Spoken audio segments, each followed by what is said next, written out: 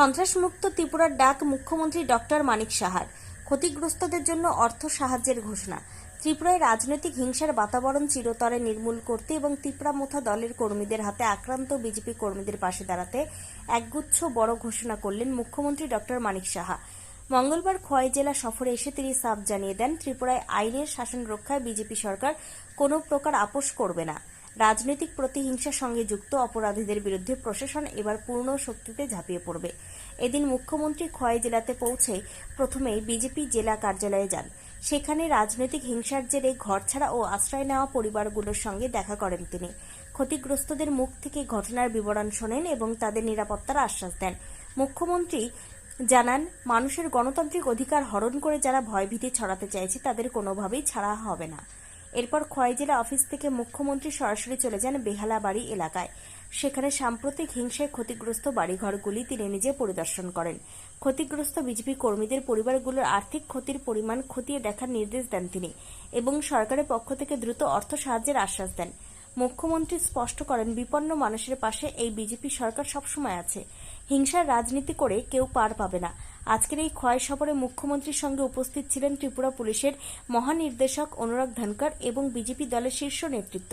পুলিশের শীর্ষ কর্তার উপস্থিতিতেই মুখ্যমন্ত্রী প্রশাসনকে নির্দেশ দেন যাতে দোষীদের দ্রুত গ্রেপ্তার করা হয় এবং এলাকায় শান্তি ফেরাতে কড়া পদক্ষেপ নেওয়া হয়। নির্বাচনের পরে বা নির্বাচনের আগে বা নির্বাচনের সময় যে সন্ত্রাস হয়, এটা গত কয়েক দশক ধরে কিন্তু এগুলো চলছে।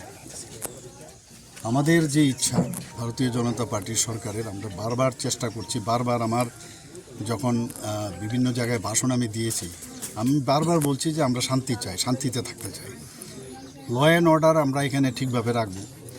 কিন্তু ইলেকশনের রেজাল্টে এমন একটা অবস্থা সৃষ্টি করে সবসময়, এটা যে গভর্নমেন্টেই আসুক, মানে আমি দেখেছি এটা 70 দশক থেকে শুরু হয়েছে এবং 80 দশকও দেখলাম, 90 দশকে এখনও সে একই কায়দায়।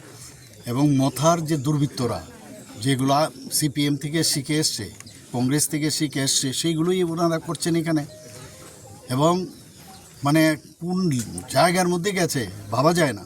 আর এমন দূরে দূরে জায়গা, এখান থেকে যদি পুলিশকে খবরও দিয়ে আসতে অনেক দেরি হবে, এখানে ফায়ার ব্রিগেড আসতে পারবে না, চারিদিকে অগ্নিসংযোগ এবং মলেস্টিং থেকে শুরু করে বাদ নেই কিছু। আর মানে এখানে কি বলবো, মানে এই যে একটা কালচার এখন হয়েছে, এই কালচার থেকে আমাদের যেভাবে হোক, আমি বারবার বলছি, কোনো অবস্থায় এই কালচার আমরা চলতে দেব না।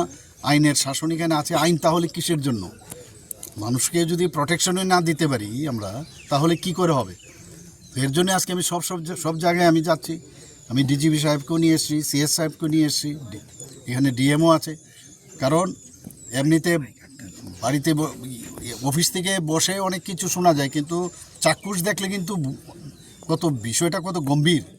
এবং আজকেও মিটিং আছে সন্ধ্যা 6টার সময়, আমি দেখেছি সমস্ত মিনিস্টার এবং বিভিন্ন এজেন্সিস, ডিজিস, এবং কাউকে কিন্তু ছাড় দেওয়া হবে না, কাউকে ছাড় দেওয়া হবে না, এটা একদম আপনাকে বলছি। কারণ মানুষ চায় যে শান্তি, এবং শান্তি প্রতিষ্ঠিত করতেই হবে আমাদের।